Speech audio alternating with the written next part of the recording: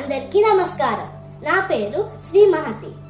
ఈరోజు నేను మీ అందరికీ ఒక గొప్ప వ్యక్తిని పరిచయం చేయాలనుకుంటున్నాను. అతను ఎవరో కాదు, స్వామి వివేకానంద.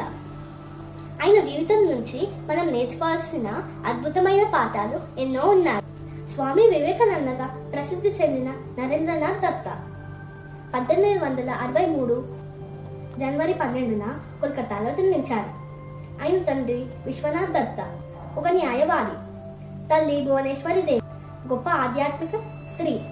చిన్నప్పటి నుంచి వివేకానందుడు చాలా తెలివైనవాడు. ఆయనకు పుస్తకాలు చదవడం, ధ్యానం చేయడం చాలా ఇష్టం. ఎప్పుడూ ప్రశ్నలు అడిగేవాడు. దేవుడు ఎక్కడున్నాడు, మనం ఎందుకు ఇక్కడున్నాము? ఒకరోజు వివేకానందుడు రామకృష్ణ పరమహంసని కలిశాడు. గురువు ఆయనకు ఒక గొప్ప పాఠం నేర్పారు. దేవుడు అన్ని మతాల్లో ఉన్నారు. ప్రేమ మరియు సేవ ద్వారా మాత్రమే మనం ఆయనని చేరుకోవచ్చు. ఈ మాటలు వివేకానందుడి జీవితాన్నే మార్చేశాయి. ఆయన 1893లో అమెరికాలో జరిగిన ప్రపంచ మత సదస్సులో స్వామీజీ భారతదేశ ప్రతినిధిగా వెళ్లారు. ఆయన మొదటి మాటలే ప్రపంచాన్ని అదిరించాయి. సోదరులారా మరియు సోదరీమణులారా, brothers and sisters of America అని ప్రారంభించి మతాల ఐక్యత గురించి మాట్లాడారు. ఆయన మాటలకు అందరూ లేచి నిలబడి అభినందించారు. భారతదేశం గురించి గౌరవంగా చూడటం ఇక్కడి నుంచే ప్రారంభమైంది.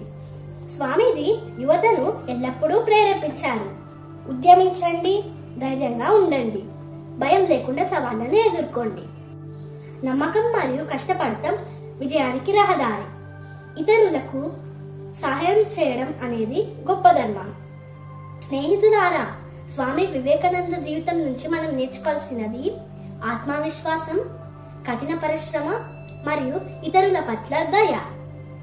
మనమందరం ఆయన మాటలను అనుసరించి మంచి పౌరులుగా మారుదాం. ధన్యవాదాలు.